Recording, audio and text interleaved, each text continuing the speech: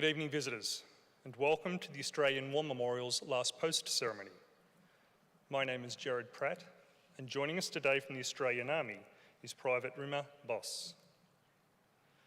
We welcome the veterans who have served, those that are still serving, and the families that love and support them. The live stream of this ceremony is made possible by the Returned and Services League of Australia and the RSL and Services Clubs Association. We welcome members who are watching the broadcast of this ceremony across Australia. During this evening's ceremony, wreaths will be laid at the base of the Pool of Reflection by visitors to the memorial and students on behalf of Furbank Grammar School from Brighton in Victoria. If able, please stand and join in singing the National Anthem.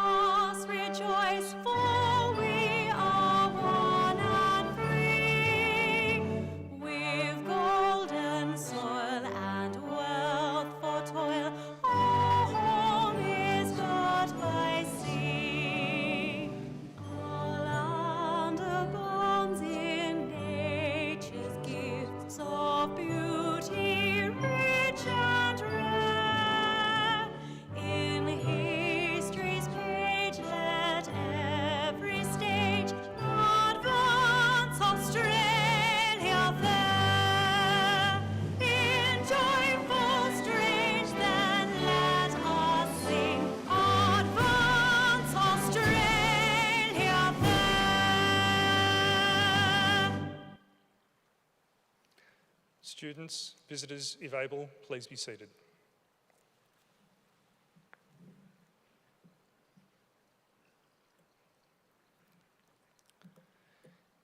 The Australian War Memorial was the vision of Charles Bean, Australia's First World War official historian. Bean landed with the Australian troops on Gallipoli and stayed with them at the front through until the end of the war. The idea of this national memorial and museum came to him at Pozières, France, in the depths of the bloody fighting of 1916. Bean's idea was that this would be a place where families and friends could mourn loved ones buried in faraway places. It would also be a place that could help all Australians understand what these men and women had endured and what they had done for us. Bean's vision, to which we remain true, is best expressed as inscribed in the entrance to the memorial's galleries. Here is their spirit, in the heart of the land they loved, and here we guard the record which they themselves made.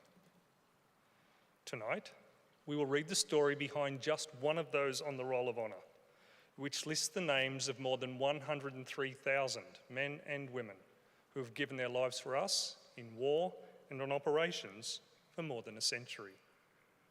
But first, we present a lament, Flowers of the Forest. Wreaths or floral tributes will now be laid at the base of the Pool of Reflection.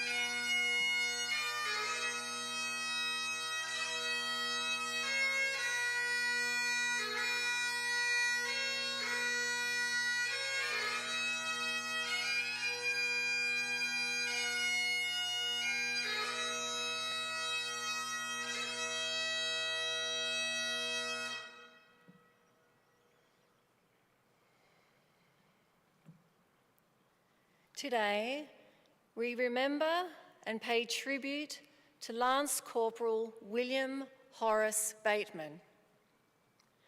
William Bateman was born in Fremantle in 1893 to John Wesley Bateman and Mary Bateman, née Armstrong.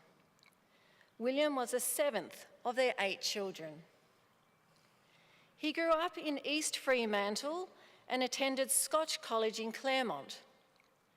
After leaving school, he went to work as a clerk in the family's business, J&W Bateman, a shipping and trading company. The Batemans were well known and regarded in the community and were among that state's founding families. Their father, John, fell ill with food poisoning and died in May 1907. His sons then took over the business. Following the outbreak of the First World War, William Bateman enlisted in Perth on the 3rd of March 1915, alongside one of his older brothers, Herbert. They were given consecutive regimental numbers. The brothers entered camp at Black Boy Hill and conducted their initial training with the 13th Depot Company. They were posted to the 28th Infantry Battalion when it formed in April. The 28th Battalion embarked from Fremantle in June aboard the transport ship Ascanius, bound for Egypt. The troops trained in the desert, and at the end of August, Bateman was promoted to Lance Corporal. The battalion arrived on Gallipoli in September and was sent to man positions at Russell's Top. During his service on Gallipoli, Bateman was described as a model soldier, as well as a splendid shot with his rifle. His skills were put to use as a sniper, and his overall service was highly regarded by his superiors. At the start of December, the 28th Battalion's war diarist noted that enemy shelling of Russell's Top had increased. The battalion was in rest positions, but returned to the front on the 6th of the month.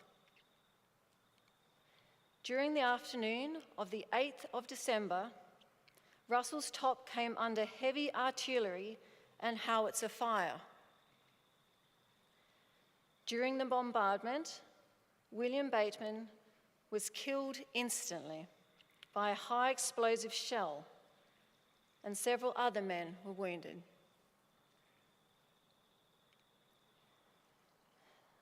Bateman was initially laid to rest in New Zealand Point Cemetery, but after the end of the war, his remains were exhumed and reinterred in the Ariburu Cemetery.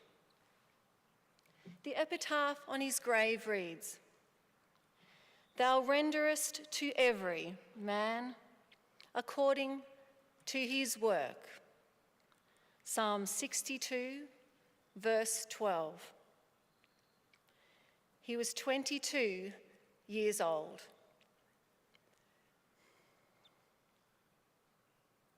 The First World War took a further toll on the Bateman family. Herbert, by now lieutenant, was killed in action at Pozières on the 5th of August 1916, aged 31. Another brother, Sergeant Vernon Bateman, returned to Australia in 1919. William Bateman's name is listed on the Roll of Honour on my right. Among almost 62,000 Australians who died while serving in the First World War. His photograph is displayed by the Pool of Reflection. This is but one of the many stories of service and sacrifice told here at the Australian War Memorial. We now remember Lance Corporal William Horace Bateman, who gave his life for us, for our freedoms, and in the hope of a better world.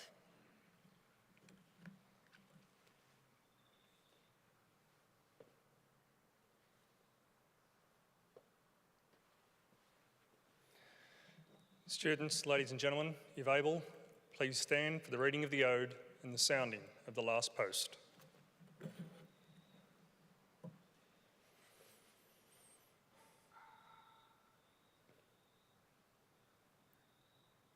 They shall grow not old, as we that are left grow old.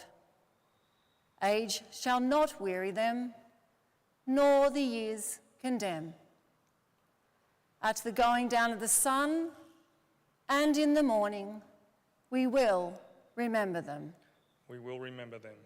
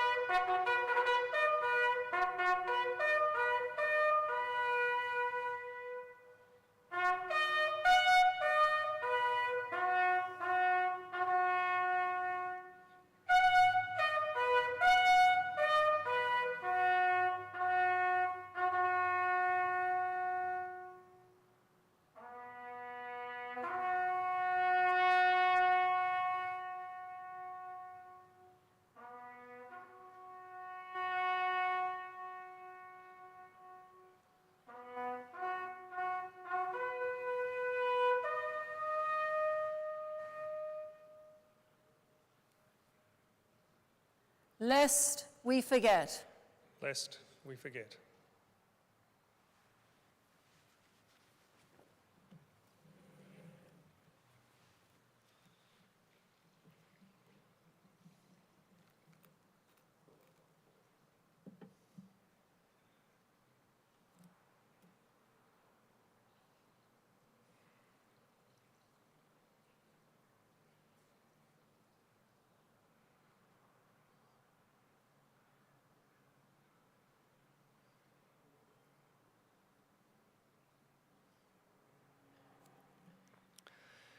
We leave you this evening with the words of the memorial's founder, Charles Bean.